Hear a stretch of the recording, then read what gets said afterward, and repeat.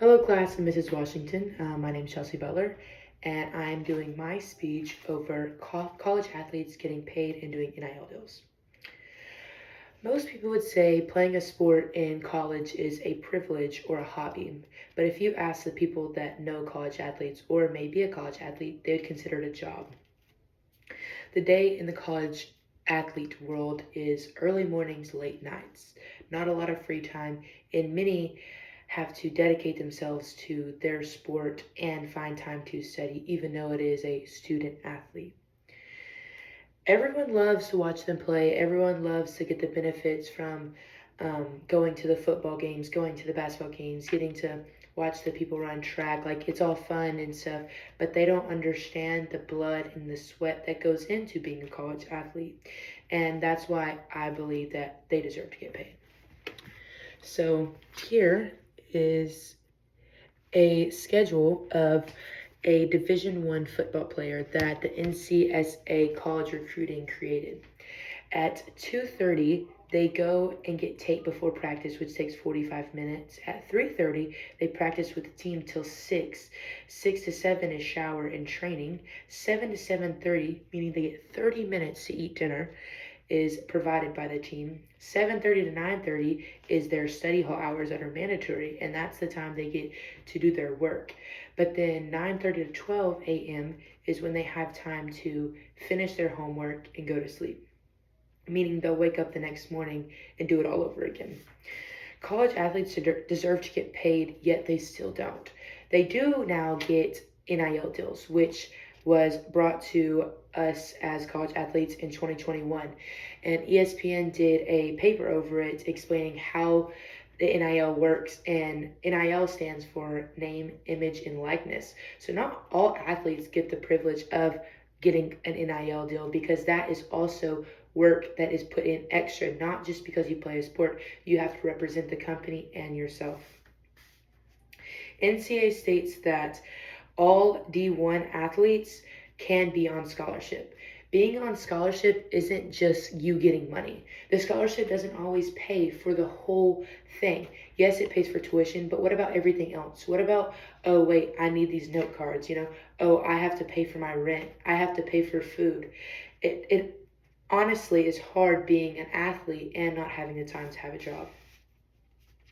As an athlete myself, I know that my schedule is not as rigorous as some other sports. Now that I am off, we just lost out of our game, it is going to give me a lot more time on my plate. And so now that I'm off, I'm actually going to get a part-time job working almost 20 hours a week, just so I can have a little bit of extra money to make ends meet. And me being a full ride scholarship athlete, I still don't have money in my pocket just to do whatever I want.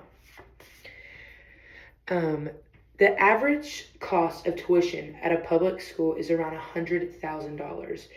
That, like I said, the scholarship only covers some of that. It's not everything. Books and stuff sometimes can be in your scholarship, but for a lot of athletes, they're not fortunate enough to be able to get their whole school paid for. Having a job is hard, but being able to be paid for the job you already have would help a lot more. Getting paid would really relieve some burden off athletes, and some athletes don't have support from home. So the people that do have support from home, yes, like that's awesome, like they're lucky.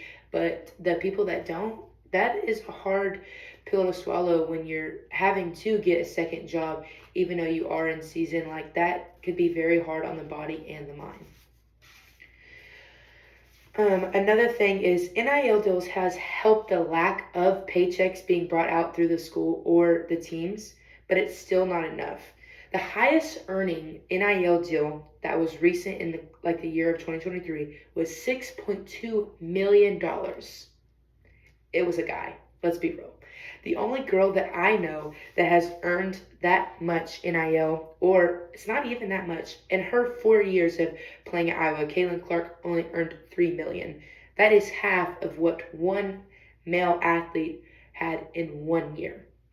4 years, 1 year, she had half. That's crazy. And that just shows that deals are more popular in the men athlete sports, and you have to have a bigger following.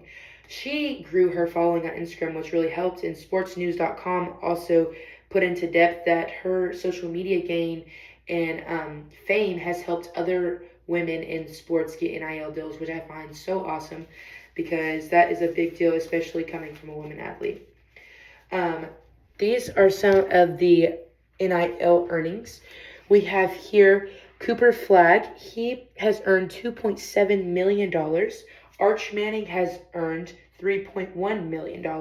And a lot of these names that come up, they come from richer backgrounds anyways. So it kind of gives them a leap. Travis Hunter has earned $3.4 million. Livy Dunn, which is a gymnast, she is a woman up here and she's second, has earned 4.1 million, and Shadar Sanders has won 6.2 million. And I say won, but really they have earned that and they do work for that.